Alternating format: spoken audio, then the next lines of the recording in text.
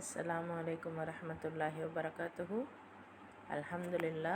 நம்ம இந்த குர்ஆனை தொடர்ந்து ஓதி கொண்டு வரோம். அதில் இருக்கக்கூடிய விஷயங்களை இன்றைக்கி காலகட்டத்துக்கு எப்படி சிந்திக்கலாம் அப்படிங்கிற ரீதியில் நம்ம பார்த்துட்டு வரோம். அல்ஹம்துலில்லா.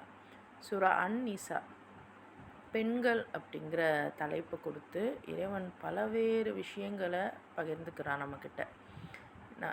அதாவது நம்ம பெண்களுக்கு இதெல்லாம் தேவையா அப்படின்னு நினைக்கிற தருணத்தில் நம்ம பேரை போட்டு அதுக்கு கீழே இத்தனை விஷயங்கள், பொருளாதாரம், வாழ்வியல், உறவுகள், நம்ம உணவு மட்டும்தான் முக்கியம், வீட்டை பார்த்துக்கிறது, குழந்தைய பார்த்துக்கிறது தான் நம்மளோட முக்கியம் அப்படின்னு நினச்சிக்கிட்டு இருந்த தருணத்தில் அனாதைகளை பார்க்குறது எவ்வளோ முக்கியம், அடுத்தவங்களுக்காக உழைக்கிறது எவ்வளோ முக்கியம், நம்மளுடைய வருமானத்தை பற்றின விஷயங்கள், லாப நஷ்டங்களை பற்றின விஷயங்கள், இப்படி பலவேறு வகையாக இன்னும் காஃபிர்கள் பற்றின விஷயங்கள், ஸோ தொழுகை, ஜக்காத்து, இதெல்லாம் இறைவன் ஏன் நம்மக்கிட்ட சொல்லணும் அப்படின்னு பார்த்தோன்னா அவ்வளோ ஒரு ஆழமான விஷயங்களை நம்ம பார்த்துக்கிட்டே வரோம். மாஷா அல்லாஹ். ஸோ 173வது வசனம் வரைக்கும் நம்ம பார்த்துருந்தோம். யார் அல்லாஹ் மீது நம்பிக்கை கொண்டு நற்செயல் புரிகிறாங்களோ அவங்களுக்கு அவங்களுடைய கூலியை இறைவன் நிறைவாக தருவான். இன்னும் தனது அருளால் அவங்களுக்கு அதிகமான கூலி வழங்குவான். மேலும் அவர்கள் அல்லாஹ்வுக்கு பணிந்து வாழ்வதை இழிவாக கருதி தற்பெருமை கொண்டு இருந்தார்களோ அவர்களுக்கு அல்லாஹ் துன்புறுத்தும் தண்டனை அளிப்பான். அதாவது தனக்குன்னு நான் தான் எல்லாம் செஞ்சேன், நான் தான் எல்லாமே பண்ணேன் அப்படின்னு, ஏன்னா அல்லாஹ் சொல்கிறான் எல்லாமே நான் பண்ணுறேங்கிறான். ஸோ அப்போ அந்த ஒரு நிலைப்பாடிலிருந்து யார் நான் அல்லாவை மறந்துட்டு நான் தான் இதெல்லாம் பண்ணேன், நான் தான் ஃப்ரீயாக இது பண்ணுறேன், நான் தான் ஃப்ரீயாக அது பண்ணுறேன், எதுக்கு? அண்ட் இது நம்ம சைடில் இருந்து. இன்னும் பொலிட்டிக்கலாக பார்க்குறோம் அப்படின்னா எந்த கவர்மெண்ட், எந்த மேலதிகாரிகள் என்னால் தான் நீங்கள் பயன்பெறுறீங்க அப்படின்லாம் சொல்கிறாங்களோ அவங்க எல்லாரையும் குறிக்கும். ஸோ இப்படி தற்பெருமை கொண்டு இருந்தோம் அப்படின்னா அவங்களுக்கு துன்புறுத்தக்கூடிய வேதனை இருக்குது. இன்னும் அல்லாஹ்வை அன்றி தாம் நம்பிக்கை கொண்டிருந்த இந்த பாதுகாவலர், அந்த ப்ரொடெக்டார், அந்த ஹெல்ப்பர், இன்றைக்கி நம்ம சொல்கிறோம் என்னுடைய பாதுகாவலனே இவர் தான். ஸோ அதிகமான மக்கள் என்ன பண்ணுறோம், இன்ஃபேக்ட் நம்ம நபி ஸல்லல்லாஹு அலைஹி வஸல்லமையே கூட என்னுடைய பாதுகாவலர், என்னுடைய உதவியாளர்னு சொல்லிட்டு ரொம்ப இன்டெப்த்தாக அவங்கள ரொம்ப பூஜிக்கக்கூடிய இடத்துலையும் சிலர் நம்ம இருக்கோம். இன்னும் மற்றவங்களை ஈசா நபியாக இருக்கட்டும், அல்லது மூசா நபியாக இருக்கட்டும், இல்லை வேறு ஏதாவது ஒரு நல்லடியார்களாக இருக்கட்டும், அவங்களெல்லாம் ரொம்ப உயர்த்தி இறைவன் நெருக்கத்துக்கு நம்ம கொண்டு போயிடுறோம். ஆனால் உண்மையிலேயே அவங்க நல்லவங்க தான், அதில் எந்த மாற்றமும் இல்லை. ஆனால் அவங்க நமக்காக எதுவும் செய்ய மாட்டாங்க. பட் அவங்களுடைய நல்ல விஷயங்களை நம்ம எடுத்துக்கிட்டு அந்த நல்ல விஷயங்களை நம்ம செஞ்சால் சூப்பர், அவங்கள மாதிரியே ஃபாலோ பண்ணி நம்மளும் நல்ல நிலைமைக்கு வரலாம். நான் அவங்க செஞ்ச விஷயங்களை பார்க்க மாட்டேன், ஆனால் அவங்கள நான் தூக்கி பிடிச்சிக்கிட்டு நிற்பேன், அவங்கள நான் பாராட்டுவேன், போட்டுருவேன் அப்படின்னா அது நல்ல முறை இருக்காது இல்லையா? நல்லா பாருங்கள், இப்போது இன்றைக்கி காலகட்டத்தில் என்ன பண்ணுறாங்க, பெரிய பெரிய நல்ல நல்ல மனிதர்கள், லைக் நமக்கு தெரிஞ்சு இன்றைக்கி ரொம்ப ரொம்ப ட்ரெண்டில் என்ன இருக்குது அப்படின்னா அந்த பெரியார்வாதிகள் ரொம்ப அதிகமாக இருக்காங்க. அதிகமானால் ஓவராக எல்லா இடங்கள்லையும் பேசக்கூடிய இதில் இருக்காங்க. ஸோ இப்போ என்ன ஆகுது அப்படின்னா பெரியார் சொன்ன விஷயங்கள் அவங்க எடுத்து சொல்கிறாங்களா, பெரியார் பண்ணதை அவங்க பண்ணுறாங்களா, இல்லை பெரியாரையே அவங்க தூக்கி பெரியார் தான் எங்கள் கடவுள், பெரியார் தான் அப்படி, பெரியார் தான் இப்படின்னு பெரியாரை இது பண்ணிக்கிட்டு இருக்காரா, அதாவது புகழ்ந்துக்கிட்டு இருக்காங்களா? இப்போ விஷயம் என்னென்னா அவங்க செஞ்ச நல்ல விஷயங்களை நம்மளும் ஃபாலோ பண்ணி செஞ்சு மக்களுக்கு நல்லது கொடுத்தோம் அப்படின்னா அது ஓகே. ஆனால் அவங்க சொன்னதெல்லாம் நான் பார்க்க மாட்டேன், பட் அவங்கள நான் அப்படியே புகழ்ந்துக்கிட்டே இருப்பேன். அவங்கள நான் இன்றைக்கி நம்ம அல்லாஹ்வை செய்கிறோம் இல்லையா, அல்லாஹ் சொன்ன விஷயத்தெல்லாம் நான் செய்ய மாட்டேன், ஆனால் அல்லாவை நான் புகழ்ந்துக்கிட்டே இருப்பேன். அல்லாவை நான் வந்து திக்ரு பண்ணிக்கிட்டே இருப்பேன். ஆனால் அல்லாஹ் சொன்ன வேலையை நான் என்ன பண்ண மாட்டேன், செய்ய மாட்டேன். ஸோ அந்த மாதிரி நம்ம இருக்கோம். ஸோ அப்படி யாரெல்லாம் நம்ம பாதுகாவலராக உதவியாளராக எடுத்துக்கிறோமோ அவங்களெல்லாம் மறுமையில் நம்ம வந்து பார்க்க முடியாது. அண்ட் இன்றைக்கும் நம்ம ஏன் மறுமை வரைக்கும் போகணும்? இன்றைக்கே கூட நமக்குன்னு ஒரு பிரச்சனை வரும்போது நம்ம இது வரைக்கும் யார் பேச்சை கேட்டுட்டு இருந்தோமோ அவங்களே நம்மளை வந்து பிரச்சனைக்குள்ளே தள்ளி விடுறத நம்ம இப்போது பார்க்கலாம். ஸோ இவ்வளோ நாள் எஜுகேஷன் தான் பெஸ்ட்டு அப்படின்னு நான் அவ்வளோ படிச்சுட்டு வந்தவங்க கடைசியாக நான் ஏன் தான் படித்தேன்னு எனக்கே தெரியலை அப்படின்னு சொல்லுவாங்க. அப்போ இது நாள் வரைக்கும் எஜுகேஷன் எனக்கு பாதுகாப்பாக இருக்கும்னு நினச்சவங்க கடைசியாக என்ன சொல்கிறாங்க இப்படி. அதே மாதிரி இவ்வளோ நாள் வந்து எனக்கு வந்து இந்த ஒரு ஃபீல்டு தான் சரின்னு நினச்சிக்கிட்டு இருந்தேன். கடைசியாக பார்த்தா அதுதான் என்னை வந்து இந்த ரொம்ப மோசமான நிலைக்கு தள்ளிருச்சு.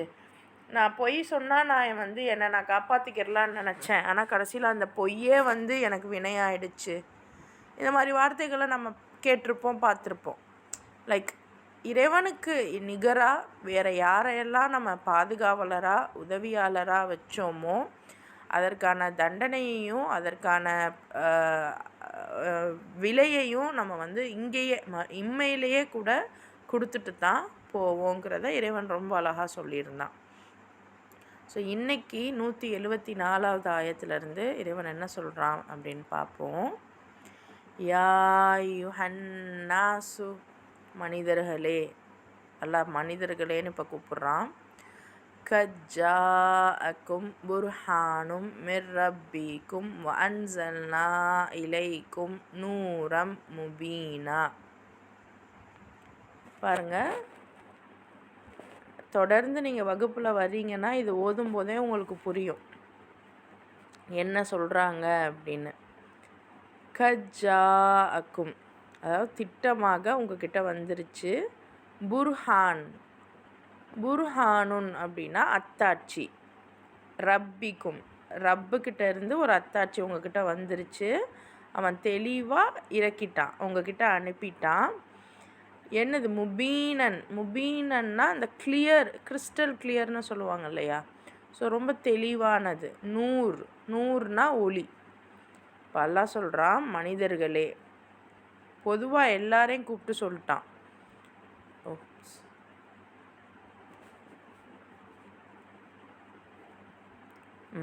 அதாவது மனிதர்களே, உங்களுடைய அதிபதிக்கிட்ட இருந்து, உங்களுடைய ரப்புக்கிட்ட இருந்து உங்களுக்கு தெளிவான சான்று வந்துருச்சு.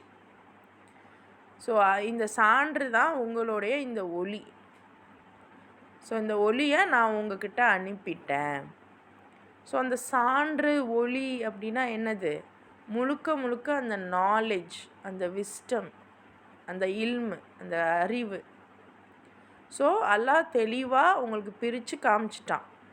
இப்போ பெண்களேன்னு சொல்லி ஆரம்பித்து ஸ்டில் மனிதர்களே ஒட்டுமொத்தம். ஏன்னா பெண்களுக்கு தெரிஞ்சால் நம்ம வந்து நம்மளுடைய குழந்தைங்களுக்கு சொல்லி கொடுப்போம். ஏன்னா நமக்கான வேலையே சொல்லி கொடுக்குறது தான். இப்போ வந்து நம்ம நினப்போம், நான் வந்து இப்போ படிக்கலையே, நான் வந்து எந்த வேலைக்கும் போகலையே, நான் சம்பாதிக்கலையே. ஆனால் உண்மை என்னென்னா ஆண்களுக்கு சம்பாதிக்கிறாங்கன்றதுனால சொல்லி கொடுக்குறதுக்கு நேரம் இருக்காது. அவங்க வந்து குழந்தைங்களுக்கு தேவையான மெட்டீரியல்ஸ் தான் அவங்க வாங்கி தருவாங்க. ஆனால் அந்த குழந்தைங்களுக்கு தேவையான ப்ராப்பர் கைடு, ப்ராப்பர் அந்த கல்வியை வந்து நம்ம தான் கொடுக்க போகிறோம். அதனால தான் பெண்களுக்கு அல்லாஹ் சொல்லிவிட்டு, நான் பெண்கள்கிட்ட சொல்லிட்டேன், பெண்கள் எல்லாருக்கும் எத்தி வச்சுருவாங்க. அப்போ ஒட்டுமொத்த மனிதர்களுக்கும் இது பொருந்தும். ஸோ மனிதர்களே, உங்களுடைய அதிபதிக்கிட்ட இருந்து உங்களுக்கு இந்த தெளிவான சான்று வந்துடுச்சு, தெளிவாக உங்களுக்கு வழிகாட்டும். ஸோ அந்த வழிகாட்டக்கூடிய அந்த லைட்டை உங்களுக்கு நான் அனுப்பிட்டேன். ஃபுர்கான், நூர், இதெல்லாம் மைண்டில் வச்சுக்கோங்க, சரியா? அடுத்த ஆயத்து. فَأَمَّا الَّذِينَ آمَنُوا بِاللَّهِ وَاعْتَصَمُوا بِهِ فَسَيُدْخِلُهُمْ ஃபீ ரஹ்மத்திம் மின்ஹு வஃபஸ்லின் வயஹ்தீஹிம் இலைஹி சிராத்தம் முஸ்தகீமா. ஸோ ஆமனு, யார் நம்பிக்கை கொண்டார்களோ அவங்க என்ன பண்ணுவாங்க, வஅத்தஸமு, பற்றி பிடிப்பாங்க, கெட்டியாக பிடிச்சுப்பாங்க. ஃபஸயுத்ஹிலூஹும், அவர்களை நுழைப்பான். ஃபி ரஹ்மத்திம் மின்ஹு வஃபஸ்லின், ஃபஸ்ல் அப்படின்னா அருள். வயஹ்தீஹிம், இன்னும் வழிகாட்டுவான். தன் பக்கம், அதாவது இனி இவ்வளோ விஷயங்கள் இறைவன் சொல்லிட்டான். இனி யார் அல்லாஹ் மேலே நம்பிக்கை கொண்டுறாங்களோ, இன்னும் அவன்கிட்டயே உதவி அந்த புகலிடம் தேடுறாங்களோ, அவனுடைய ஃபசிலத் அவனுடைய ஃபசிலையே அவங்க கேட்குறாங்களோ, அவங்கள இறைவன் என்ன பண்ணுறான், தன்னோட கருணையாலையும் தன்னுடைய அருளாலையும் அவங்க கேட்டதன்குள்ளேயே நுழைய வைப்பான். தன் பக்கம் வருவதற்கான நேரான வழியையும் அவர்களுக்கு காண்பிப்பான். நம்ம அல்ஹம்து சூறால கேட்டிருந்தோம், யா அல்லாஹ் எனக்கு நேரான வழியை காமி அப்படின்னு இன்னும் வழி தவறிய ஆட்களுடைய வழியில் என்னை நீ செலுத்திடாத அப்படின்னு நம்ம ஆரம்பத்தில் கேட்டதுக்கு அல்லாஹ் சொல்கிறான், நான் உங்களுக்கு இதெல்லாம் நான் சொல்லி கொடுத்துட்டேன். இனி நீங்கள் என்ன பண்ணணும், அதெல்லாம் நீங்கள் நம்பி அந்த செயல்களில் நீங்கள் ஈடுபடணும். அப்போ தான் என்னுடைய கருணையும் என்னுடைய அருளும் உங்களுக்கு கிடைக்கும். ஸோ நேரான பக்கம் என்னுடைய வழி வேணும் அப்படின்னா இது நான் சொன்னதையெல்லாம் நீங்கள் ஃபாலோ பண்ணுங்கள். மாஷா அல்லாஹ் எவ்வளோ. ஆனால் இன்றைக்கி நம்ம என்ன பண்ணுறோம், நமக்கான நிம்மதி இல்லையே, நமக்கு ஏதோ ஒன்று குறையுதே அப்படின்னு நம்ம ரொம்ப கவலைப்படுறோம். அப்போ அட்லீஸ்ட் அல்லாஹ் சொன்ன இந்த விஷயங்கள்லாம் இன்றைக்கி நம்ம லைஃப்பில் இல்லை, அதை அட்லீஸ்ட் அதையாவது புரிஞ்சுக்கிடணும். அப்போ தான் நம்ம நம்ம பிள்ளைங்க ரொம்ப 100 மார்க் எடுக்க மாட்டேங்குதுன்னு கவலைப்பட மாட்டோம். நம்ம பிள்ளைங்க சேட்டை செய்யுதுன்னு கவலைப்பட மாட்டோம். நம்ம பிள்ளைங்க எல்லாரும் மாதிரியும் எல்லாத்துலேயும் ஃபஸ்ட் ரேங்க் வாங்கலையேன்னு கவலைப்பட மாட்டோம். என் பிள்ளை இது செய்ய மாட்டேங்குது அது செய்ய மாட்டேங்குதுன்னு கவலைப்பட மாட்டோம். ஏன்னா இறைவன் சொன்ன வேலைகளே வேறு. இறைவன் என்னென்ன சொல்கிறான், அதே பிள்ளை மற்றவங்களுக்காக பரிந்து பேசுது அப்படின்னா அல்ஹம்துலில்லாஹ், ஏன்னா அல்லாஹ் அதை தான் கேட்குறான். அதே பிள்ளை மற்றவங்களுக்கு உதவி செய்ய முன் வருது, மாஷா அல்லாஹ், அல்லாஹ் அதை தான் கேட்குறான்.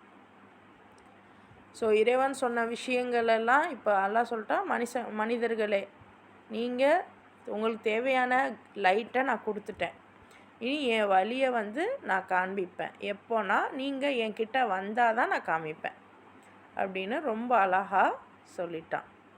அடுத்த ஆயத் பாருங்கள்.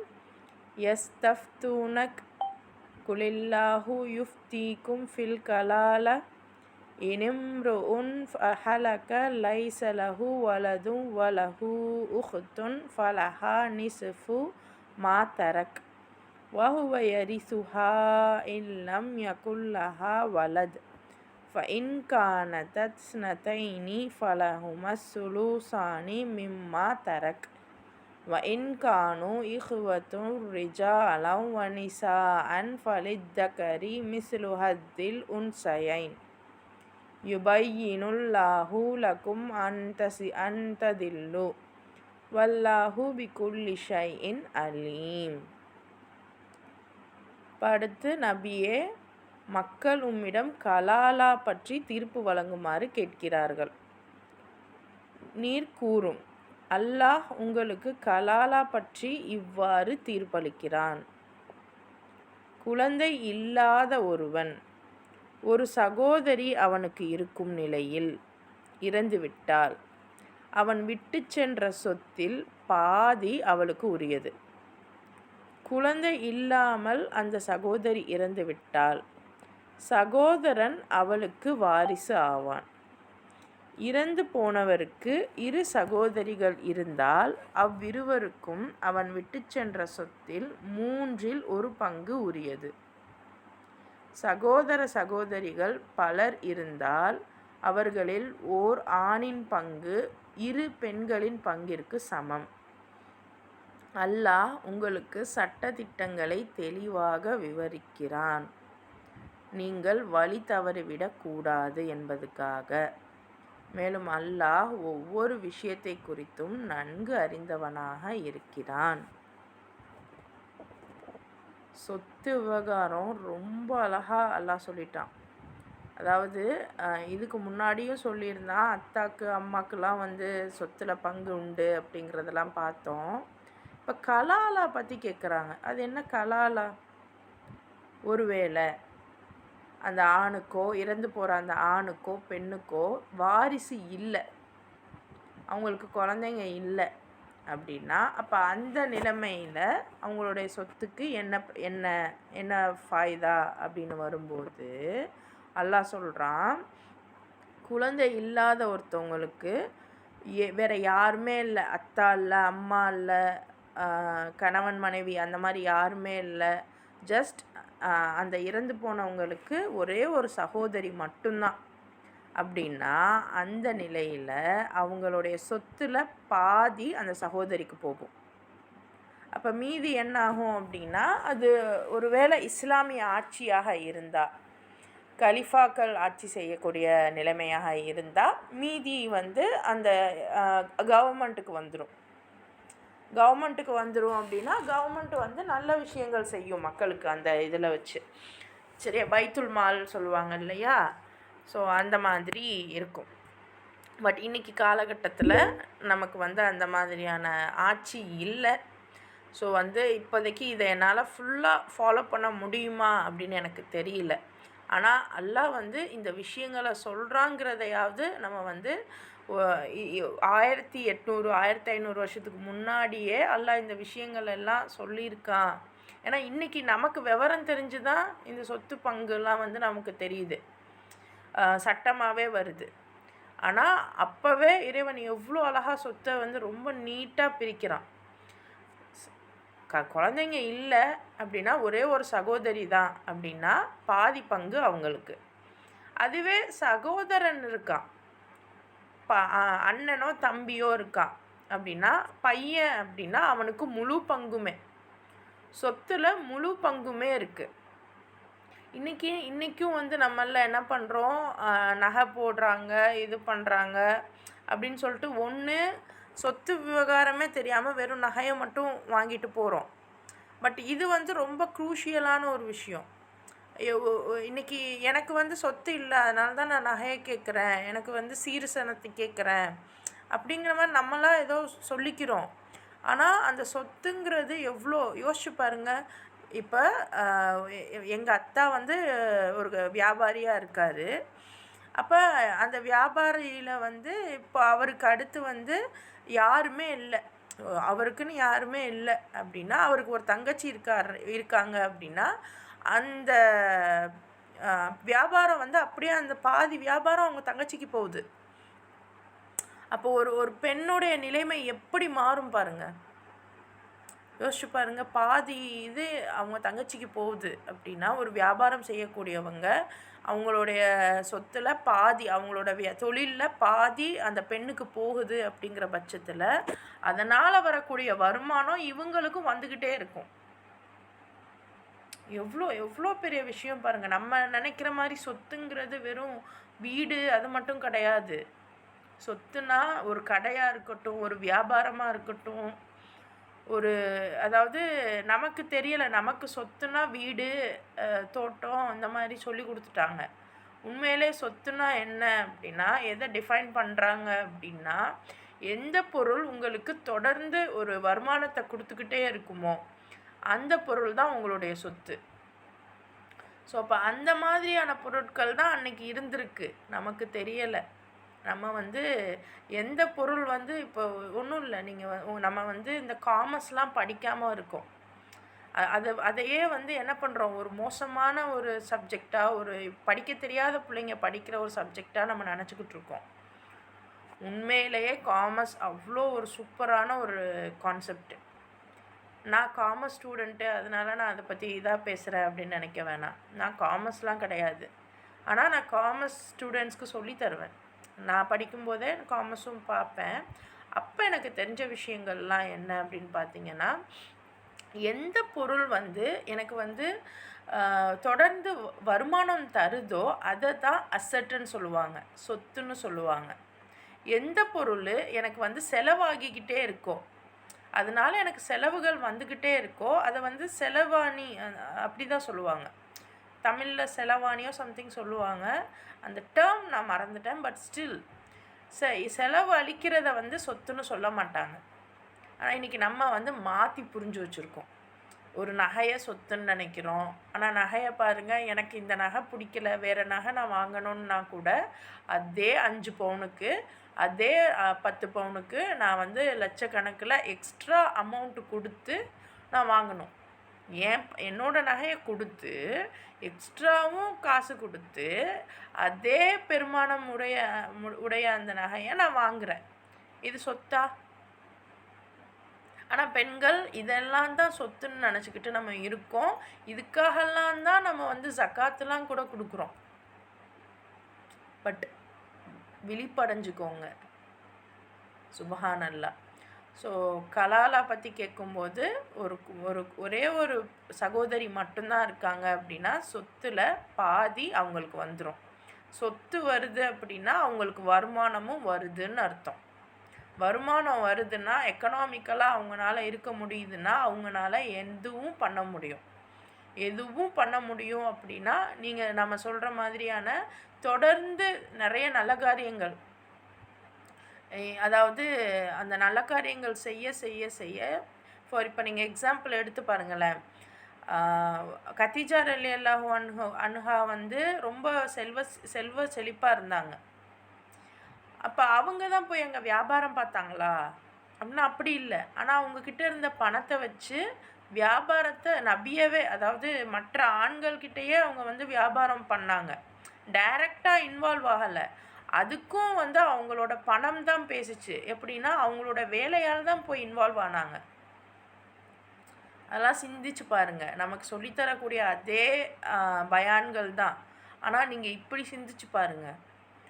ஸோ அந்த அந்த அந்த எக்கனாமி, அந்த தங்கம், அந்த பணம்ங்கிறது வந்து எந்த அளவுக்கு ரொம்ப இன்றைக்கி காலகட்டத்தில் எவ்வளோ முக்கியம்னு நமக்கு தெரியுது. ஆனால் அல்லாஹ் அதை சொல்கிறான். சொத்து விவகாரத்தை அல்லாஹ் ஏன் சொல்லணும்? ஏன்னா அவனுக்கு தெரியும் காலமாக இந்த உலகம் எதை பேஸ் பண்ணி இயங்குது அப்படின்னு. ஏன்னா படைச்சதே அவன் தானே, ரைட்? ஸோ சகோதரிக்குன்னா அரை பங்கு, அதே வந்து ஆண் அப்படின்னா முழு பங்குமே அவனுக்கு போய் சேர்ந்துடும். இதே வந்து ஒரு சகோதரி, அதாவது ஒரு பையன் 2 பொண்ணுங்க, ஒருத்தவர் இறந்துட்டார். அவருக்கு வந்து குழந்தைங்க யாரும் இல்லை, மற்ற எந்த சொந்தமும் இல்லை. ஆனால் ஒரே ஒரு ஒரு அண்ணன் 2 தங்கச்சி அப்படி வச்சுப்போம். ஒரு சகோதரன் 2 சகோதரி இருந்தாங்கன்னா அதில் என்ன சொல்கிறது, 3ல் 2 பங்கு, 3ல் 2 பங்கு என்ன ஆகும்னா சகோதரிகளுக்கு போயிடும். ஸோ அதில் 2 பங்கு வந்து இவர் எடுத்துப்பார், அண்ணன் எடுத்துப்பார், அந்த பையன் எடுத்துப்பான். ஒரு பங்கில் வந்து 2ஆக பிரித்து இந்த 2 சகோதரிகள் எடுத்துப்பாங்க. ஸோ ரேஷியோ தான் இங்கே. ஒரு ஆணுக்கு வந்து 2 பெண்ணுடைய பங்கு போகும். ஸோ இது ஒரு கேட்டகரி. அதே நிறைய பேர் இருந்தாங்க அப்படின்னா அதை வந்து பிரிச்சுப்பாங்க. எப்படின்னா ஒரு ஆணுக்கு 2 பேருடைய பங்கு, 2 பெண்ணுடைய பங்கு. ஸோ இது வந்து அல்லாஹ்வுடைய தெளிவான சட்டங்கள். இதெல்லாம் ஏன் தரான்னா நீங்கள் வழி தவறிடக்கூடாது. ஏன்னா அல்லாஹ் ஒவ்வொரு விஷயத்தை குறித்தும் நன்கு அறியக்கூடியவனாக இருக்கிறான். சுபஹானல்லாஹ். எவ்வளோ பெரிய விஷயத்தோடு முடிக்கிறான் சூரா அன்னிசாவை அல்லாஹு தாலா. சொத்து விவகாரங்கள் கண்டிப்பாக நமக்கெல்லாம் தெரிஞ்சிருக்கணும். இன்னொன்று முதல்ல அந்த சொத்துனா என்னன்னு முதல்ல நமக்கு தெரிஞ்சிருக்கணும். நமக்கு சொல்லித்தரப்படலை, நமக்கு அப்படியே மாற்றி சொல்லித்தரப்படுது. உண்மையிலேயே சொத்துங்கிறது என்ன அப்படின்னா திரும்ப திரும்ப நான் சொல்கிறேன், சொத்து அப்படின்னு. ஏன்னா அல்லாஹ் சொத்தை பற்றி பேசுகிறான், சொத்தை பற்றி பேசுகிறான். அப்போ பேசுகிறான்னா அப்போ அதுனா என்னன்னு நமக்கு தெரியணும். ஒரு சொத்து அப்படின்னா நீங்கள் எவ்வளோ பெரிய ஃபினான்ஷியல் அட்வைசர்கிட்ட வேணாலும் கேட்டு பாருங்கள், யார்கிட்ட வேணாலும் கேட்டு பாருங்கள். காமர்ஸ் படித்தவங்க, அந்த பொருளாதாரம் தெரிஞ்சவங்க அதை கரெக்டாக சொல்லுவாங்க.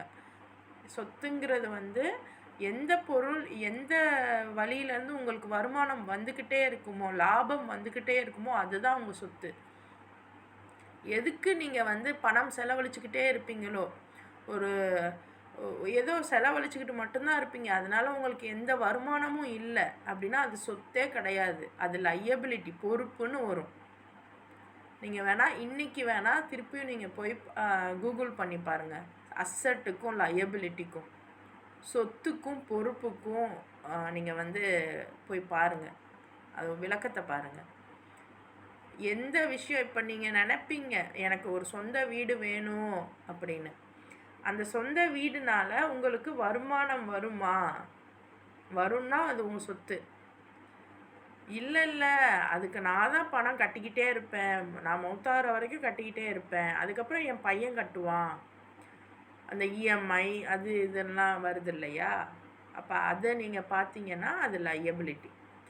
இதை புரிஞ்சுக்கிட்டாவே நம்ம லைஃப்பில் வாங்குறதையெல்லாம் கவனித்து வாங்க ஆரம்பிப்போம். நம்ம வாங்குறது சொத்தா லையபிலிட்டியா அப்படின்னு. இதுவே வந்து நான் வந்து ஒரு ஹோட்டல் வாங்குகிறேன், இல்லை நான் வந்து ஒரு ஜெராக்ஸ் மிஷின் வாங்குகிறேன். இப்போ ஜெராக்ஸ் மிஷின் வாங்குறதும் எனக்கு வந்து என்னது, ஒரு ஒரு என்ன சொல்கிறது, ஒரு செலவு தான், ஒரு பொறுப்பு, ஒரு செலவு தான். ஆனாலும் அதுக்கும் நான் வந்து ரிப்பேர் ஆகும், நான் வந்து அதுக்கு செலவு பண்ணிக்கிட்டே தான் இருப்பேன். ஆனாலும் அந்த ஜெராக்ஸ் மிஷினில், அந்த ஃபோட்டோ காப்பி மிஷினில் என்னால் நிறையா ஃபோட்டோ காப்பீஸ் எடுத்து விற்க முடியும். ஸோ அது என்னோடய வியாபாரம். அப்போ என்னோடய வியாபாரத்திற்காக நான் வாங்கியிருக்கிற பொருள் எனக்கு லாபத்தை கொடுக்குது அப்படின்னா அது என்னோடய அசட்டு. இல்லை நான் வந்து சும்மா எங்கள் வீட்டுக்கு வந்து நான் ஒரு சோஃபா வாங்கியிருக்கேன், சோஃபா வாங்கிட்டேன், டிவி வாங்கிட்டேன்னு நினப்போம், அது ஒரு சொத்தாக நம்ம நினப்போம். ஃபர்னிச்சர் வாங்கிட்டேன், ஆனால் உண்மையிலே வாங்கின ஃபர்னிச்சர் நமக்கு ஏதாவது லாபத்தை தருமா? இல்லை. அப்போ அதை நம்ம சொத்தாக நினைக்கலாமா? இல்லை. So be aware. அல்லாஹ் சொத்தை பற்றி பேசுகிறான்னா சொத்துனா என்னன்னு தெரிஞ்சுக்கோங்க. எது உங்களுக்கு ஒரு ஒரு வருமானத்தையோ ஒரு லாபத்தையோ உங்களுக்கு தருதோ அதுதான் சொத்து. அதில் தான் அல்லாஹ் வந்து பங்கு கொடுக்க சொல்கிறான். அப்போனா யோசிச்சு பாருங்கள், நம்ம இது வரைக்கும் நம்மளை என்ன நினச்சிக்கிட்டு இருக்கோம், நம்ம எல்லா வகையிலையும் முன்னேறி இருக்கோம், பெண்கள் வந்து முன்னேறி இருக்கோம், முன்னேற்றி இருக்காங்க அப்படின்னு இன்றைக்கி எல்லாம் பேசிக்கிறாங்க. ஆனால் சுபஹானல்லாஹ் இன்றைக்கி கூட எந்த மகளுக்கும் வந்து அநேகமாக எனக்கு தெரிஞ்சு ஹிந்துஸ்க்கு கூட வந்து பார்த்திங்கன்னா அவங்களுடைய பிஸ்னஸ் இதிலலாம் வந்து ஷேரு கிடைக்கிது. ஆனால் முஸ்லீம் வீடுகளில் அதிகமானவங்க வியாபாரம் பண்ணாலுமே பொம்பளை பிள்ளைங்களுக்குன்னு எந்த ஷேரும் கிடையாது. பொம்பளை பிள்ளைங்க நகை மட்டும்தான் தருவாங்க. அப்போ யோசிச்சு பாருங்கள், நம்ம அல்லாஹ் பேச்சை கேட்குறோமா, அவங்க அல்லாஹ் பேச்சை கேட்குறாங்களா?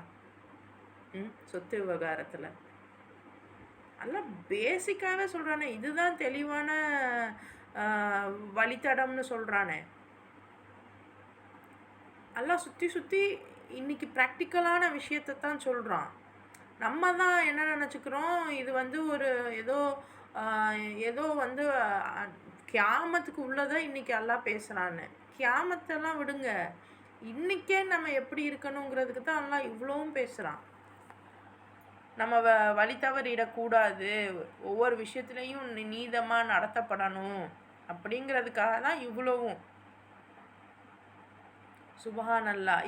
இப்போ யோசிச்சு பாருங்கள், இப்போ நம்மக்கிட்ட நம்மளை ரொம்ப அப்படியே டைவர்ட் பண்ணுறாங்க. ஒன்று நமக்கு வந்து குடும்பத்தில் மரியாதையே இல்லாத மாதிரி பண்ணி அந்த குடும்பத்தில் அந்த ஆண்களை வந்து ரொம்ப அவங்க நம்மளை ஹர்ட் பண்ணுறதுனால பிரதிபலன் என்ன கிடைக்கும்னா ஆண்களுக்கு நிம்மதி இருக்காது, பெண்கள் வீட்டில் நிம்மதியாக இல்லைன்னா. ஸோ இதுதான் நடக்குது. ஆனால் எப்போ நம்ம மாஷா அல்லாஹ் நம்ம நம்ம சைட்லலாம் பொம்பளை பிள்ளைங்களாம் அவ்வளோ நல்லா பார்ப்போம், நல்லபடியாக பார்த்து நல்லபடியாக கட்டி கொடுக்கணும் இதுதான் நினைக்கிறோம். நல்லபடியாக கட்டி கொடுக்கணுன்னா என்ன நகை போட்டு கட்டி கொடுக்குறதா, இந்த ஜாமான் சட்டு போட்டு வாங்கி கொடுத்து கட்டி கொடுக்குறதா? அதெல்லாம் வச்சு அவங்க என்ன பண்ண போகிறாங்க? நகையெல்லாம் வச்சு அவங்க என்ன பண்ண போகிறாங்க? அவங்க வாழ்கிறதுக்கான சோர்ஸ் என்ன? அதை நம்ம ஏதாவது பண்ணித்தரோமா? வாழ்கிறதுக்கான சோர்ஸு நம்ம ஏதாவது பண்ணித்தரோமா? நம்ம பெண்களுக்கு, நம்ம ஆண்களுக்கு, நம்ம பொம்பளை பிள்ளைக்காச்சும் ஏதோ இது தரோம், ஆம்பளை பிள்ளைங்களுக்கு சுத்தம். ஆனால் இன்றைக்கி நம்ம நினைப்போம், நம்ம தான் கல்வி கொடுத்துட்றோம்ல. எஸ், நீங்கள் கல்வி ப்ராப்பராக கொடுத்துருந்தீங்கன்னா, ப்ராப்பராக அவங்களுக்கு அது இருக்குது அப்படின்னா, மாஷால்லா, அதுவே அவங்களுக்கு போதும். அதை தாண்டி நீங்கள் வீடு வேணும், அது வேணும், இது வேணும்னு நீங்கள் ரொம்ப யோசிக்க தேவையில்லை. உங்கள் குழந்தைங்களுக்கு பகுத்தறிஞ்சு பார்க்கக்கூடிய சிந்தனை ஆற்றலை நீங்கள் கொடுத்துட்டீங்கன்னு நம்பிட்டீங்கன்னா, அவங்களுக்காக நீங்கள் ரொம்ப மெனக்கெட்டுக்க வேணாம். ஏன்னா நீங்கள் கொடுக்க வேண்டிய சொத்தை நீங்கள் கொடுத்துட்டீங்க. இப்போ உங்ககிட்ட இருக்கிற நீங்கள் முதல்ல நம்மக்கிட்ட சொத்து இருக்கான்னு ஃபஸ்ட்டு செக் பண்ணிடுங்க. என்கிட்ட வருமானம் வர மாதிரி ஏதாவது இருக்கா அப்படின்னு செக் பண்ணிடுங்க. ஏன்னா அல்லாஹ் சொத்துங்கிறான், பொறுப்பை சொல்லலை. நமக்கு நிறைய கன்ஃபியூஷன், பேரளவில் நிறைய கலகங்களையும் குழப்பங்களையும் ஏற்படுத்தியிருக்காங்க. ப்ளீஸ் பி அவர். சொத்துனா என்னன்னு முதல்ல மனதளவில் புரிஞ்சுக்கோங்க, சுதாரிச்சுக்கோங்க. சுபஹானல்லாஹ். ஸோ அடுத்த ஆயத்து அல்ஹம்துலில்லாஹ் சூரா அல் மாயிதா பார்க்க போகிறோம்.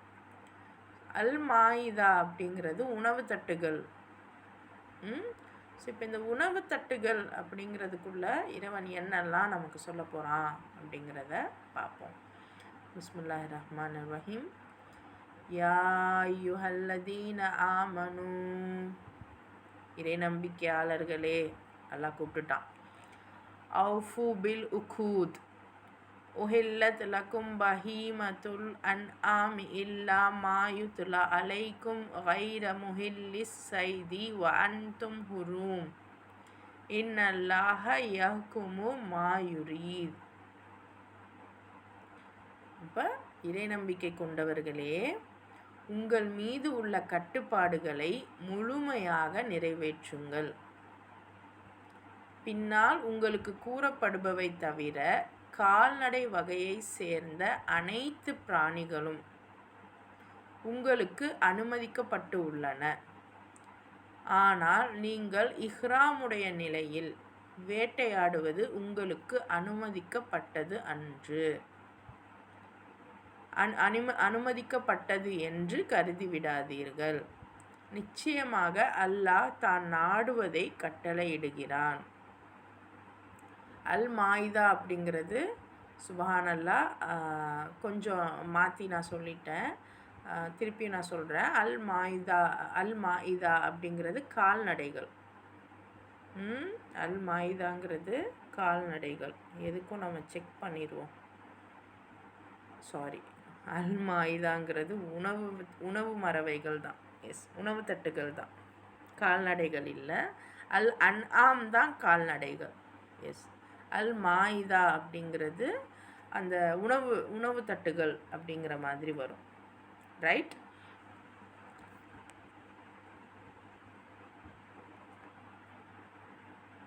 பில் உக்கூத் அப்படின்னா உடன்படிக்கைகளை. இப்போ அல்லாஹ் அடிக்கடி சொல்லுவான், உங்களோட ஒப்பந்தங்களை நீங்கள் செய்யுங்கன்னு. அப்போ இவ்வளோ நாள் இவ்வளோ நேரமாக அல்லாஹ் நமக்கு ஒவ்வொன்றா சொல்லிக்கிட்டு வந்தான் பாருங்கள். அது எல்லாம் ஒப்பந்தங்களாம். இது செய்யுங்க, இது செய்யாதீங்க அப்படின்லாம் சொல்லிகிட்டே வந்தான் பாருங்கள். அது எல்லாம் உடன்படிக்கைகள், ஒப்பந்தங்கள். ஸோ அதையெல்லாம் நீங்கள் நிறைவேற்றுங்க. இன்னும் பஹீமத்துல் அன்ஆம், இன்னும் உங்களுடைய கால்நடைகள் யுத்லா ஓதி காட்டப்படுகிறது. கைர முஹில்லி, அதாவது கைர் அப்படின்னா செய்யாதீங்க அப்படின்னு அர்த்தம். முஹில்லி அப்படின்னா ஆகுமாக்குறது. ஓகே, செய்யலாம் அப்படின்னு நீங்கள் நினைக்காதீங்க.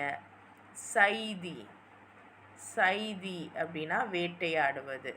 வ அன்தும் ஹுரூமுன், இஹ்ராமுடையவர்களாக இருக்கும்போது இன்னல்லாஹ யஹ்குமு மா யுரீத்.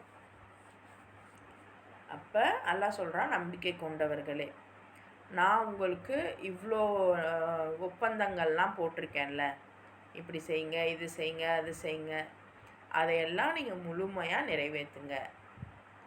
ஆனால் உங்களுக்கு கூறப்படுபவை தவிர கால்நடை வகையை சேர்ந்த அனைத்து பிராணிகளும் உங்களுக்கு அனுமதிக்கப்பட்டுள்ளன. ஸோ பாருங்கள், கால்நடை வகையை சேர்ந்த அனைத்து பிராணிகளும் அன்னைக்கு காலகட்டத்தில் கால்நடைகள் தான் அவங்களுடைய வருமானம், அவங்களுடைய சொத்து. நீங்கள் அப்படி யோசிங்க. இன்றைக்கி கால்நடையோ அல்லது ரொம்ப கம்மி ஒரு ஆடு மாடுலாம் நம்மக்கிட்ட இருக்கிறதுங்கிறது. ஆனால் ஆடு மாடு வளர்க்குறவங்களுக்கு தெரியும் அது எவ்வளோ பெரிய சொத்துன்னு. இன்றைக்கும் பீட்டா என்ன பண்ணுறாங்க, நாங்கள் ஆடு மாடை பாதுகாக்கிறோம்னு சொல்லிட்டு மற்றவங்க அதை வளர்க்காத அளவுக்கு இவங்க பண்ணுறாங்க. நமக்கு தெரியும் இல்லையா, இந்த ஜல்லிக்கட்டு விஷயமாக இருக்கட்டும், மற்ற விஷயங்களாக இருக்கட்டும், அதாவது அதே மாதிரி மரபணு மாற்றப்பட்ட அந்த பசுக்களாக இருக்கட்டும், ஜெர்சி பசுக்களாக இருக்கட்டும், இப்படி எல்லாமே. ஸோ இன்றைக்கும் கால்நடைகளை வச்சு ஒரு கண்ணுக்கு தெரியாத வகையில் ஒரு பிரச்சனை ஓடிக்கிட்டு தான் இருக்குது. ஆனால் நமக்கு இன்றைக்கி எது அப்படி கால்நடை சார்ந்த மாதிரியான ஒரு விஷயமாக இருக்குது அப்படின்னு பார்த்திங்கன்னா, நம்மளுடைய வெஹிக்கல்ஸாக இருக்கட்டும், நம்மளுடைய பொருளாதார நிலைப்பாடாக இருக்கட்டும், ஸோ எல்லா பிராணியுமே, ஸோ எல்லா விதமான பிராணிங்கிறது அன்னைக்கு காலகட்டத்தில் இருந்த ஒரு பிஸ்னஸாக நம்ம எடுக்கலாம், உணவாக நம்ம எடுக்கலாம். அந்த பிராணிகள் எந்தெந்த விஷயத்துக்கு பயன்பட்டுச்சு அப்படி யோசிங்க. ஏன்னா அன்னைக்கு இந்த மாதிரி வண்டிலாம் வந்திருக்கும், வண்டிலாம் இந்த மாதிரிலாம் இருக்கும், இந்த மாதிரிலாம் வேறு பிஸ்னஸ்லாம் இருந்துச்சா அப்படின்னு நமக்கு தெரியலை. ஆனால் அல்லாஹ் சொல்கிறான் அப்படின்னா நம்ம கவனமாக உற்று நம்ம கவனிச்சுக்கிடணும். ஸோ உங்களுக்கு எல்லா கால்நடை வகைகளும் அனுமதிக்கப்பட்டிருக்கு. ஆனால் இஹ்ராமுடைய நிலையில் நீங்கள் இஹ்ராமில் இருக்கீங்க அப்படின்னா அந்த டைமில் வேட்டையாடுவது உங்களுக்கு அனுமதிக்கப்படலை. அல்லாஹ் தான் நாடுவதை, அல்லாஹ் என்ன நினைக்கிறானோ அதைத்தான் கட்டளையிடுவான். ரைட்? அல்லாஹ் ஆரம்பிக்கும் போதே இதெல்லாம் எல்லா பிராணியும் உங்களுக்கு அனுமதிக்கு கொடுத்துருக்கேன், ஆனால் இஹ்ராமுடைய நிலையில் நீங்கள் வேட்டையாடாதீங்க. அதை நான் என்ன நினைக்கிறேனோ எது சரியோ அதைத்தான் நான் கட்டளையிடுவேன் அப்படின்னு இறைவன் சொல்கிறான். ஆனால் இன்னும் இதோட தெளிவான விஷயங்களை அடுத்தடுத்த ஆயத்துகளில் நம்ம பார்க்கலாம்.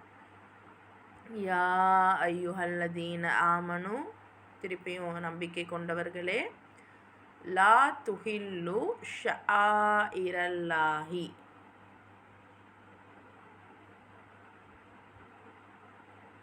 லா துஹில்லு ஆகுமாக்காதீர்கள், அதாவது ஹலால் ஆக்காதீங்கன்னு சொல்லுவாங்க இல்லையா, சரின்னு ஆக்கிடாதீங்க. ஷஆஇரல்லாஹி அல்லாஹ்வுடைய அடையாளங்களை, வலஷஹ்ரல் ஹராமி, வலஷஹ்ரல் ஹராம இன்னும் மாதத்தை, இன்னும் புனிதமான மாதத்தை, இன்னும் ஹத்திய குர்பானியை, இன்னும் வலல் கலாஇத மாலையிடப்பட்ட குர்பானிகளை, வலாமியின் இன்னும் நாடுபவர்களை, அல் பைத்த ஆலயத்தை, அதாவது ஹராமல் பைத்த புனிதமான ஆலயத்தை, யப்தகூன ஃபஸ்லன் அருளை தேடியவர்களாக, மிர் ரப்பீஹிம் தங்கள் இறைவனிடமிருந்து, வரிஸ்வானன் இன்னும் பொருத்தத்தை, வ இதா ஹலல்தும் நீங்கள் இஹ்ராமில் இருந்து நீங்கினால், ஃபஸ்தாது வேட்டையாடுங்கள், வலாயஜிரி மன்னக்கும் உங்களை தூண்ட வேண்டாம், ஷனானு கௌமின் அன் சத்து அன்சத்து அப்படின்னா அவர்கள் தடுத்த காரணத்தால். கும் அனில் மஸ்ஜிதி, மஸ்ஜிதை விட்டு, அதாவது ஹராம் புனிதமான மஸ்ஜிதை விட்டு அவங்க தடுக்க வேணாம். அன்தது நீங்கள் வரம்பு மீறுவது. வதஆவனு ஒருவருக்கொருவர் உதவுங்கள். அலல் பர்ரி அலல் பிர்ரி நவுதுபில்லா அலல் பிர்ரி நன்மைக்கு. வத்தகு இன்னும் இறையச்சம். வலா தஆவனு அலல் இஸ்மி. இஸ்மி அப்படின்னா பாவத்துக்கு உதவாதீங்க. நன்மைக்கு உதவிக்கோங்க, பாவத்துக்கு உதவாதீங்க. வல் உதுவான வத்தகுல்லாஹ இன்னல்லாஹ ஷதீதுல் இகாப். ஷதீதுல் இகாப். அப்போ அல்லாஹ் இறை நம்பிக்கை கொண்டவர்களே அப்படின்னு கூப்பிட்டுட்டு இறை வழிபாட்டுக்குரிய சின்னங்களை அவமதிக்காதீர்கள். அகெயின் நம்ம செக் பண்ணிக்கிறோம்.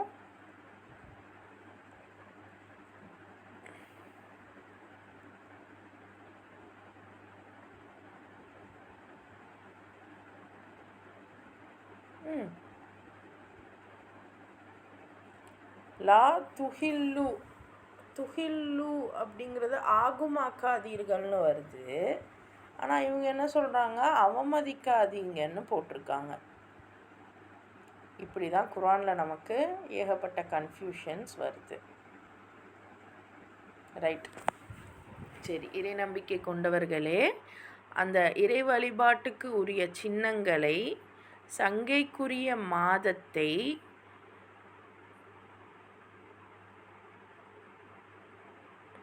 நீங்கள் என்ன பண்ணாதீங்க, அனுமதிக்கப்பட்டதா எடுத்துக்காதீங்க. ரைட், இப்போ இறை வழிபாட்டுக்குரிய சின்னத்தை எடுத்துக்காதீங்கன்னு தான் வருது, இங்கே அவமதிக்காதீங்கன்னு வருது. ஸோ இப்படி பார்த்தோம் அப்படின்னா நமக்கு கொஞ்சம் கன்ஃபியூஷனாக இருக்குல்ல. அதாவது நம்ம இன்றைக்கும் எந்த சின்னமும்லாம் கிடையாது நமக்கு. இறை வழிபாடு அப்படிங்கிறதுக்கு எந்த தொழுகை, ஹஜ்ஜு எதுக்குமே ஒரு சின்னம்லாம் நமக்கு கிடையவே கிடையாது இல்லையா? ஸோ இங்கே அவமதிக்காதீங்கன்னு வராது. ஏன்னா இவங்க என்ன சொல்லியிருக்காங்க, அந்த இதோட அர்த்தம்னு பார்க்கும்போது ஆகுமாக்காதீங்கன்னு தான் வருது. அப்போ இதெல்லாம் அல்லாவின் அடையாளங்களை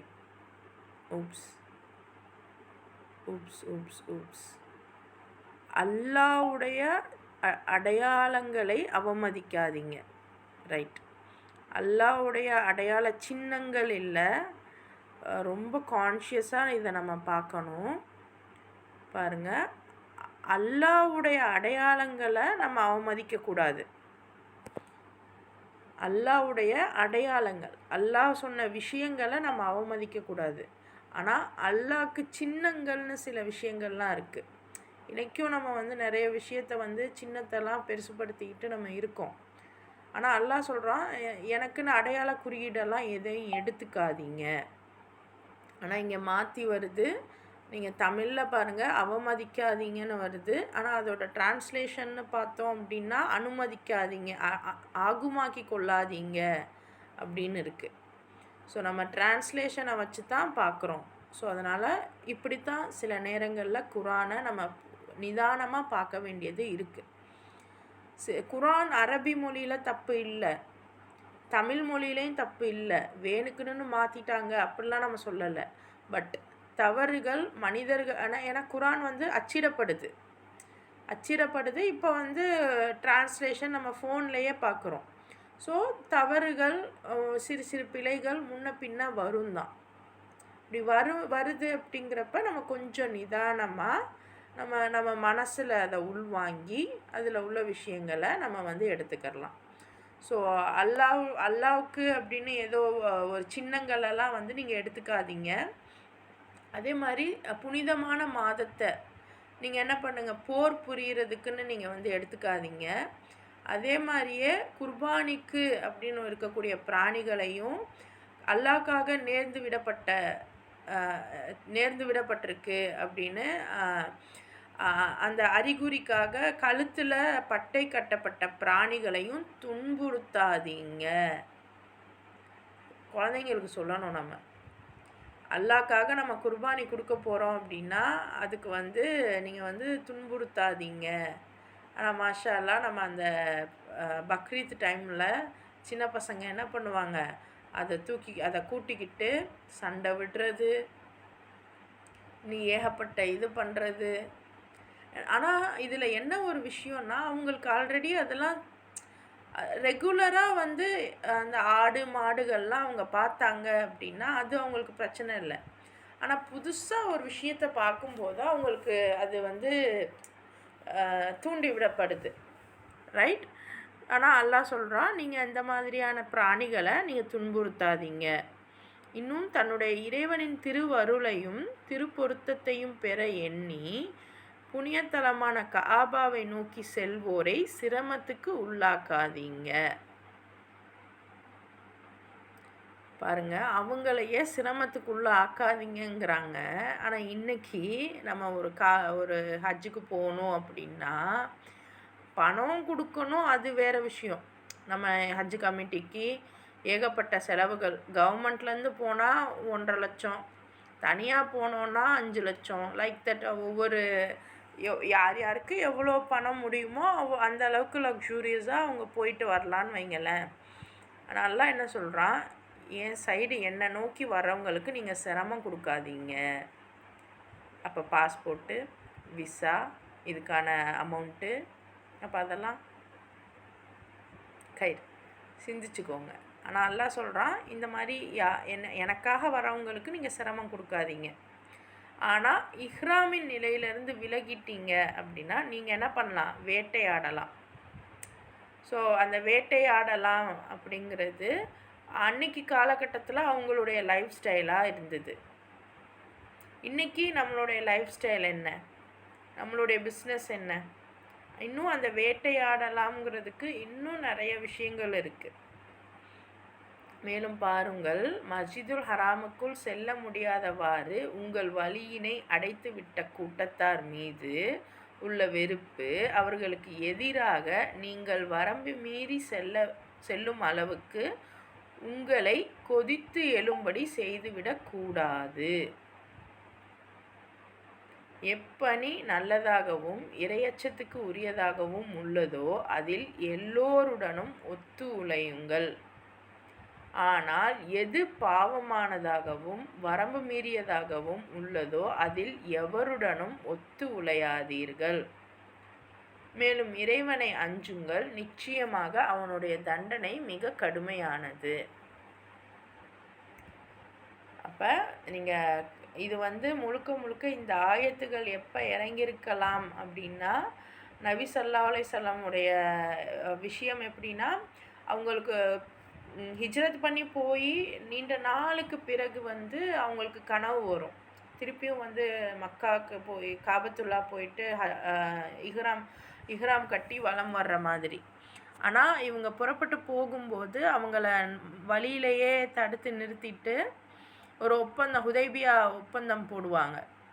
ஸோ அந்த வரலாறு உங்களுக்கு தெரியும். ஸோ அந்த டைமில் மேபி இது இறங்கியிருக்கலாமோ அப்படின்னு எனக்கு தோணுது. பட் இது என்னுடைய ஒரு அசம்ஷன் தான். இது குரான், நான் எந்த ஒரு இதையும் சொல்லலை, லைக் தட். ஏன்னா அந்த மாதிரி வருதே அந்த சூழலுக்கு. ஏன்னா நபியை எப்போ அவங்க மஸ்ஜிதுல் ஹராம்குள்ளே விடலை அப்படின்னு பார்த்தீங்கன்னா இந்த சிச்சுவேஷனில் தான். ஏன்னா மக்காவில் இருந்த வரைக்குமே கூட நபி மஸ்ஜிதுல் ஹராம்க்குலாம் போய் தொழுதாங்க தான், அதெல்லாம் நம்ம பார்க்குறோம். பட் இப்போ மதினா போயிட்டு திருப்பி மக்காக்குள்ளே அவங்களால வர முடியல. அந்த ஒரு சிச்சுவேஷனில் அல்லாஹ் இப்படி ஒரு விஷயம் சொல்கிறான். என்னென்னா, நீங்கள் மஸ்ஜிதுல் ஹராம்குள்ளே போங்க, ஃபஸ்ட்டு யாராவது நீங்கள் இஹ்ராம் கட்டி இருக்கிற நிலையில் யாரையும் துன்புறுத்தாதீங்க, யாருக்கும் நீங்கள் கஷ்டத்தை கொடுக்காதீங்க. நீங்கள் நல்ல முறையில் அதே மாதிரி வேட்டையாடுறதுங்கிறது உங்களுடைய பவரை நிலைநிறுத்துறதுக்காக நீங்கள் செய்யக்கூடிய வேலையாக கூட இருக்கலாம். ஸோ வேட்டையாடுறத நீங்கள் அப்படியும் கூட எடுக்கலாம். உங்களுடைய பவரை நீங்கள் நிலைநிறுத்துறதுக்கு. ஏன்னா அன்னைக்கு வேட்டையாடுறது எதுக்கு? அவங்களுக்குன்னு ஒரு பவர் இருந்துச்சு. அந்த பவரை காமிச்சுக்கிற இன்றைக்கும் பெருமைக்காக தானே வேட்டையாடுவாங்க மோஸ்ட் ப்ராபப்ளி. வேட்டையாடி தான் நான் சாப்பிட்ணுங்கிற நிலைமையை தாண்டி அது ஒரு பெருமை, அந்த பவர், அந்த அத்தாரிட்டி. ஸோ அல்லாஹ் வந்து அதை வந்து விட சொல்கிறான். அந்த அத்தாரிட்டி இதை வந்து நீங்கள் விடுங்க, அதுக்கான வேலைகளை நீங்கள் விடுங்க. ஆனால் இஹ்ராம் கட்டி முடித்ததுக்கு பிறகு நீங்கள் வேட்டையாடிக்கிடலாம். இஹ்ராம் முடிஞ்சதுக்கப்புறம் உங்களுடைய தவாஃப் முடிஞ்சதுக்கு பிறகு நீங்கள் வேட்டையாடிக்கலாம். உங்கள் பவருக்கான வேலைகளில் நீங்கள் ஈடுபட்டுக்கிடலாம். இப்போ ஆனால் இந்த ஹராமுக்குள்ளே போக முடியாத மாதிரி உங்கள் வழியினை அடைச்சிட்டாங்க அந்த கூட்டத்தவர்கள். அப்போ அவங்க மீது உள்ள வெறுப்பை நீங்கள் வந்து அவங்களுக்கு எதிராக நீங்கள் கிளர்ச்சி செய்கிற மாதிரி உங்களை தூண்டக்கூடாது. அப்போ இன்றைக்கும் வந்து நமக்கு வந்து நிறைய விஷயங்கள் வந்து நமக்குள்ளேயே பிளவுபாடுகள் இருக்கும். அதாவது பார்க்குறோம் இல்லையா, தௌஹீத்துக்கும் சுன்னத் ஜமாத்துக்கும் ஆகாது, இன்னும் அந்த சன்னி இதுக்கும் ஷியாக்கும் ஆகாது. இப்போ ஒருத்தருக்கு ஒருத்தர் வந்து நமக்கு எதிரிகளாக நினச்சி சண்டையிட்டுக்கிட்டு இருக்கோம். ஆனால் அல்லாஹ் என்ன சொல்கிறான், இப்போ இந்த மாதிரி உங்களை ஆனால் தடுத்தது வேறு கூட்டம். அல்லாஹ் அதை மறைமுகமாக சொல்கிறான். உங்களை தடுத்தவங்களை நீங்கள் என்ன பண்ணுங்க, அவங்கள மீறி நீங்கள் போய் அவங்களோட சண்டை போட்டுக்கிட்டு இருக்காதீங்க. என்ன பண்ணுங்க, எந்த பணி நல்லதாகவும் இறையச்சத்துக்கு உரியதாகவும் உள்ளதோ அதை எல்லாரோடனும் சேர்ந்து செய்யுங்க. அப்போ நல்லா நோட் பண்ணுங்கள். இப்போ எனக்கு வந்து இந்த மக்காவுக்கு போகிறது, அல்லாஹ்வுடைய தவாஃப் பண்ணுறது இது முக்கியம்தான், இல்லை சொல்லலை. ஆனால் இன்றைக்கி எனக்கு அதுக்கான சாத்தியக்கூறுகள் கம்மி அப்படின்னா அதை நினச்சி நீங்கள் ஃபீல் பண்ணாதீங்க, அதை நினச்சி நீங்கள் இது பண்ணாதீங்க. எந்த விஷயம் நல்லதுன்னு அல்லாஹ் பட்டியல் போட்டிருக்கான்ல, இவ்வளோ நாளாக அல்லாஹ் அழகாக பட்டியல் போட்டிருக்கான். யார் கஷ்டப்படுறாங்களோ அவங்களுக்காக நீங்கள் நின்று போராடுங்க. உறவுகளை எப்படி பாருங்கள், உங்களுடைய பொருளாதாரத்தை எப்படி பாருங்கள், உங்களுடைய கேரக்டரிஸ்டிக்ஸ் எப்படி இருக்கணும், உங்களுடைய அனாதைகளிடத்தில் நீங்கள் எப்படி இருக்கணும், இப்படி ஏகப்பட்ட விஷயங்கள், நல்ல விஷயங்கள் இறைவன் சொல்லிக்கிட்டே வந்தான்ல. அதாவது எந்த விஷயம் செய்கிறதுனால உங்களுக்கும் நன்மை, உங்களை சார்ந்தவங்களுக்கும் நன்மை, அடுத்தவங்களுக்கும் நன்மையை கொடுக்குமோ அதில் எல்லாரும் ஒன்று சேருங்க. எல்லாரோடையும், இது முஸ்லீமோட ஒன்று சேருங்கன்னு கூட அல்லாஹ் சொல்லலை, எல்லாரோடையும் ஒன்று சேருங்க. ஆனால் எது பாவமானது, எது வரம்பு கடந்தது, அதில் யாரோடையும் ஒன்று சேராதீங்க. அப்போ எது பாவம்? அல்லாஹ் சொல்கிறான், யாரையும் கண்ணிய குறைவாக நீங்கள் பேசாதீங்க, யாரோடைய உரிமைகள்லையும் நீங்கள் போய் புகுந்து இது பண்ணாதீங்க, யாரையும் நீங்கள் வரம்பு மீறுறதுக்கு வற்புறுத்துறதுக்கு உங்களுக்கு உரிமை இல்லை. அப்போ எந்த விஷயம் நமக்கு சாதகமாக இருந்து மற்றவங்களுக்கு அது பாதகமாக மாறுதோ, நம்ம கண்ணால் அதை பார்க்க முடியும், எனக்கு மட்டும்தான் அதில் லாபம், அவங்களுக்கு அதில் நஷ்டம்தான் அப்படின்னாலும் அதை நம்ம செய்யக்கூடாது. ஸோ அந்த மாதிரியான விஷயங்களில் நீங்கள் யாரு கூடயும் ஒத்து போகாதீங்க. அல்லாஹ்வை மட்டும் அஞ்சுங்க, அவனுடைய தண்டனை மிக கொடுமையானது அப்படின்னு இறைவன் சொல்கிறான். அல்ஹம்துலில்லாஹ். ஸோ இன்றைக்கான செஷன் நம்ம நல்லபடியாக பார்த்தோம். இன்ஷா அல்லாஹ் மீதியை நாளைக்கு பார்க்கலாம்.